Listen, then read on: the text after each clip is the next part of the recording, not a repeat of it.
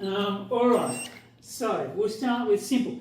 Do you remember from year 10, maybe earlier, science lessons, Newton's laws? Yeah. What's Newton's first law say? An object in motion stay in motion. Unless Unless an opposing force is acted upon. correct. Unless some force, net force is acting, right? You'll either stay stationary or keep moving at a constant speed unless there's a net force acting.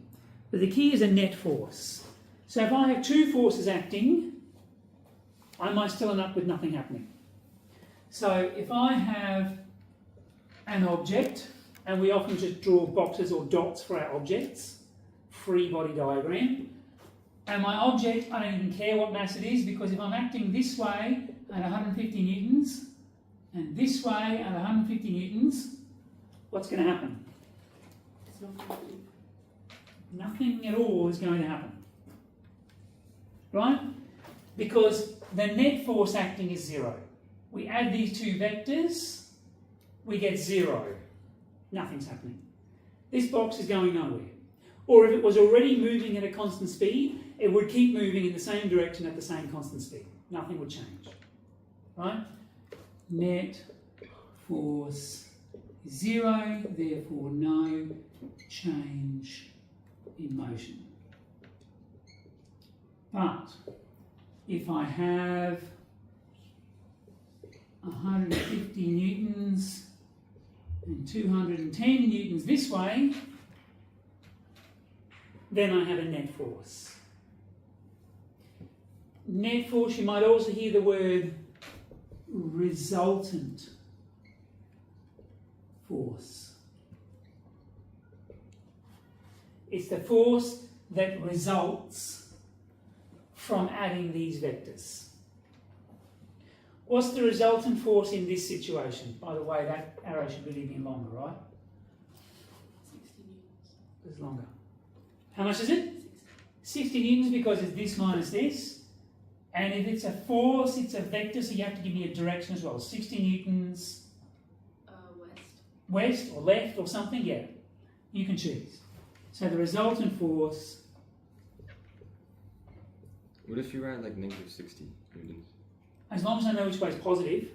In this diagram, there's no positive. Okay. But you can go, positive is that way, and then give me negative. Okay. If it's a word question, I encourage you to answer in the context of the question, as always. Yeah. Resultant force, 60 newtons, this direction. I mean, that's good enough. You've got an arrow pointing the right direction. This is you using vectors. Okay. 30 newtons that way and 40 newtons that way. Now, who said they have to be in one dimension? In fact, by about halfway through next year, you'll be able to do this in 3 dimensions.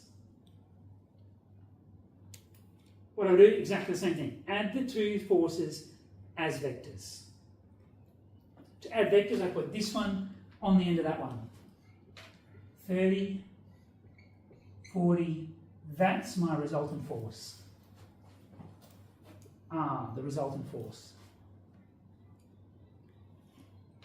To make this clear, I might well go, it's maths, what does this textbook do?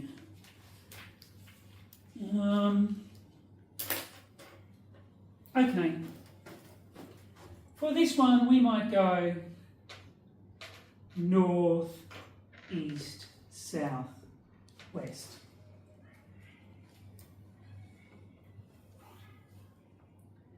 How do I work out this vector? By the way, it is a vector.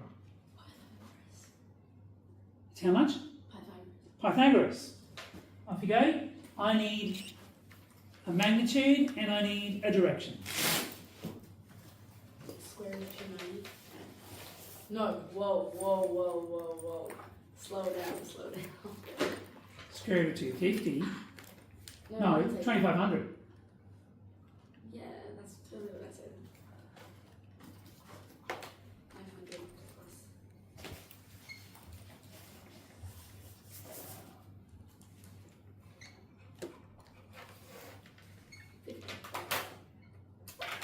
south. Now that's going to be 37 degrees east. Work it out. Work out the angle. No, I put it at in, only because I don't want this N for newtons to be confused with an N for north. So I wanted to put something between that and the direction. What? You can use words. There's lots of ways you can write that. How do you know it's 37 degrees? 3 4 5 triangle.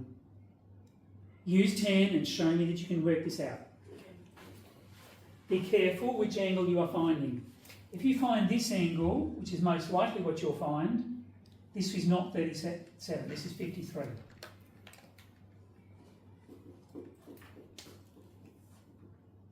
Are we not finding that? Sorry, say what you just said again.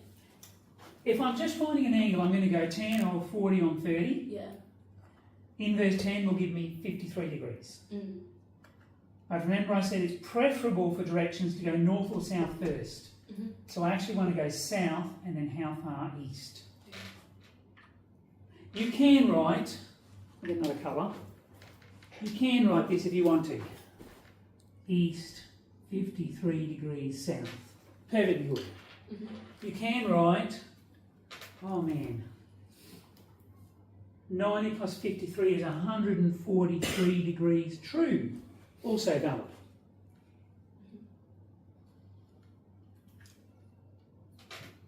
Of which this one and this one are preferred. Just by convention. If you give me this, I will mark it correct. But conventionally this is more used by navigators. Okay. Doesn't really matter.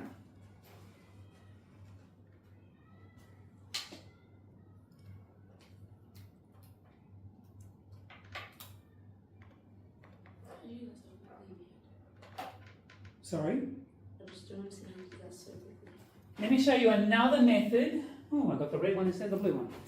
Let me show you another method to do the same kind of thing. I'm going to go 240 newtons, 165 newtons. And this time I'm going to go I, J.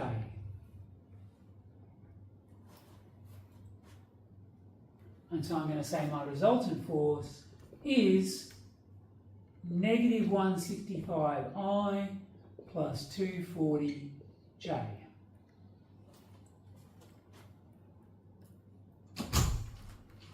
Welcome.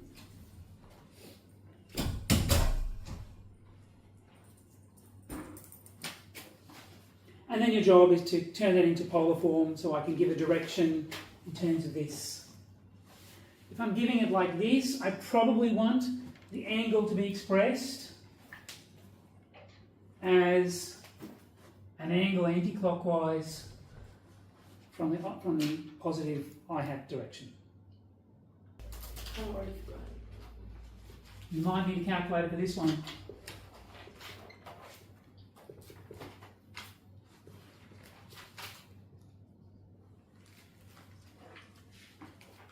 And then I need to mark which angle I'm talking about. I'm going to go, it's going this way and that way. I'm going to work out, this angle.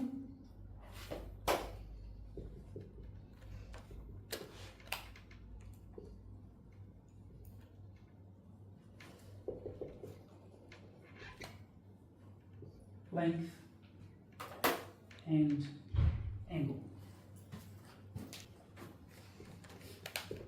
2.5. Is that exact, is it? No, it goes 247. Okay. 247.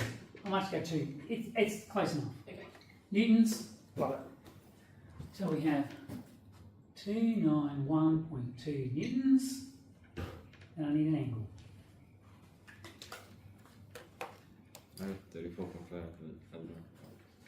Well, if this, angle you're talking about. Yeah, I angle. was going to say that was the length. Length 30, of it, yes. yeah, 34.5, the textbook says you are correct. However, it's not this angle. So this one was 165 on 240. But this angle then is that plus 90, because I actually want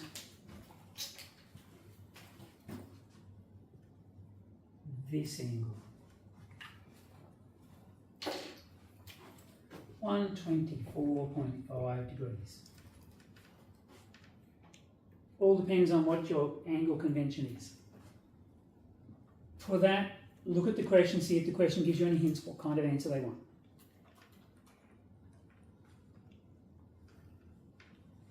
You can get those numbers? Good.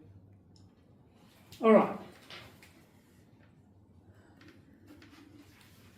I could, of course, have more than two forces.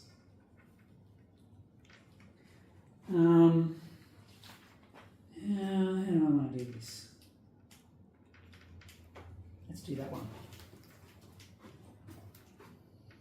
I think it's time. Morning. Okay.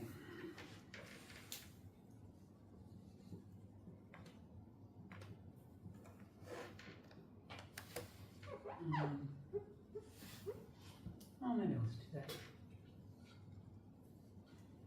I want, let me get another colour. What will I choose? Let's choose the red again. Okay, I want 100 newtons at 45 degrees that way. I want 80 newtons at 35 degrees that way. We've done this in physics. And I want 130 newtons at 30 degrees that way.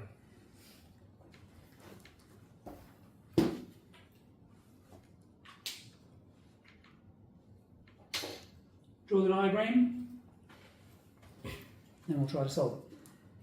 We literally did one exactly like this in physics. Good, good. I'm going to show you how to use I and J vectors to solve it. It'll be the same kinds of calculations as in physics, but written slightly differently.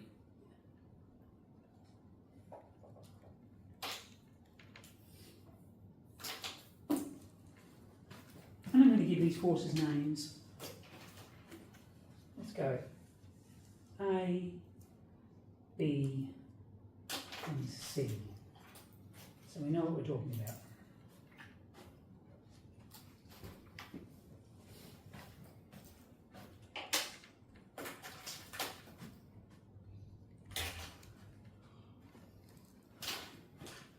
A is going to be, okay, let's call this I hat and J hat. It's a funny hat. So A is going to be 80 cos something I hat plus 80 sine something J hat. Let's work this out. It's 90 degrees to the vertical plus another 35. Pen just ran.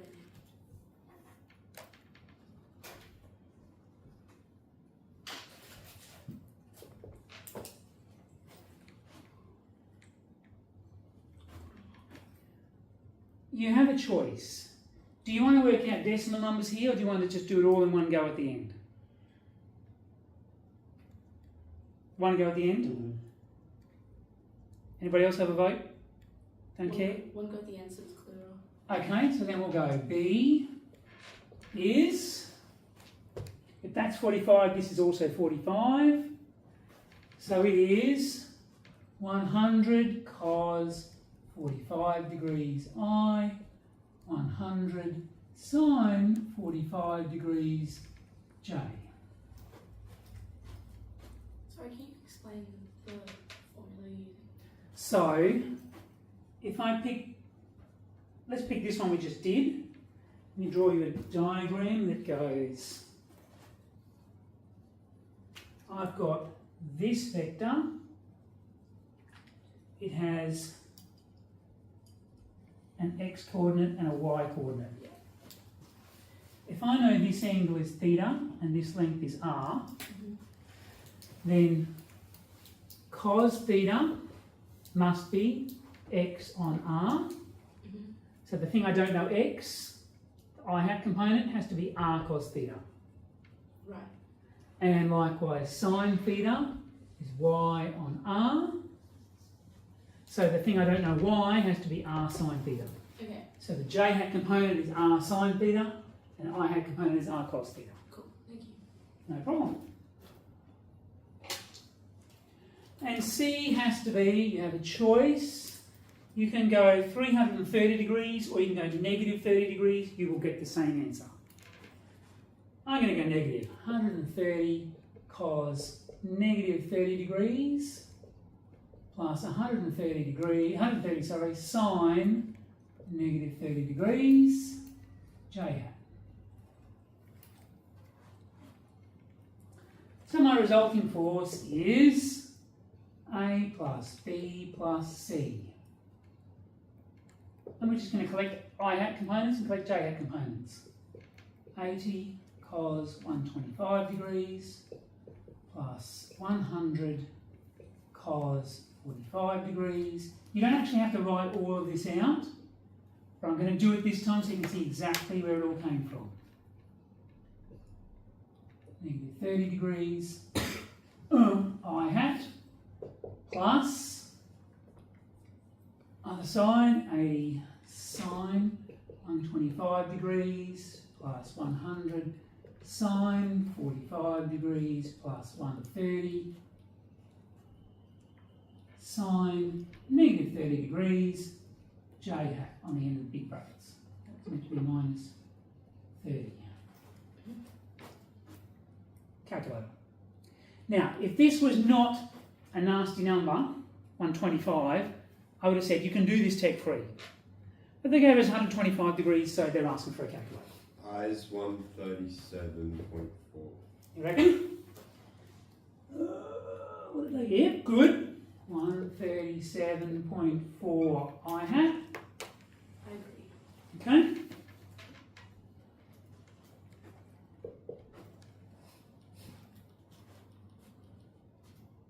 Maybe I should have written a plus, maybe it's negative. No, the j hat's going to be positive because there's a lot of force going on. Got 71.24. Textbook agrees with you. J hat. And yes, write that in polar form for me. Same as we did before, practice that skill. Work out the magnitude, work out the direction.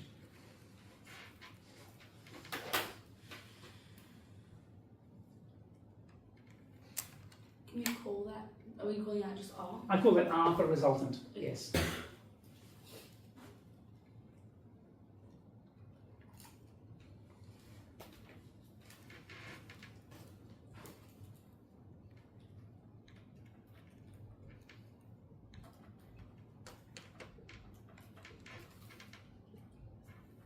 Try to put in the numbers from your calculator instead of working them out again. My angle is going to be, it's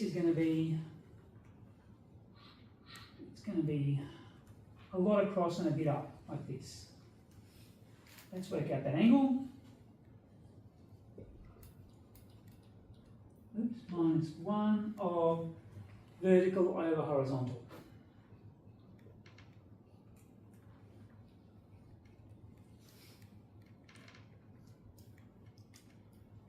I got 154.75 for the 154. 0.75. 27.4 degrees. Okay. 75, okay, I'll go with that. And how much? 27.4. Let's see whether the textbook agrees with you. It does. They said 7.8. So one of you rounded off somewhere funny. It's probably because it's I'll solve that. 100. We'll just call it 0.8. Okay. That Oh, is yeah, newtons. No, they didn't. Yeah, they did. Therefore, my resultant force is 154.8 newtons. And this is actually my angle anti-clockwise from I hat, so that is the angle. 27.4 degrees. What happens if you put an actual equal sign rather than an approximate sign? It's close enough. Or does it matter? Like, I'm a pure mathematician. okay. If it's not exactly equal, I put an approximate sign. So we won't get in trouble for that on a test? No, Okay. no, no. Especially the question says round 2, 3 decimal places. Just do exactly what they say. Okay. It's fine.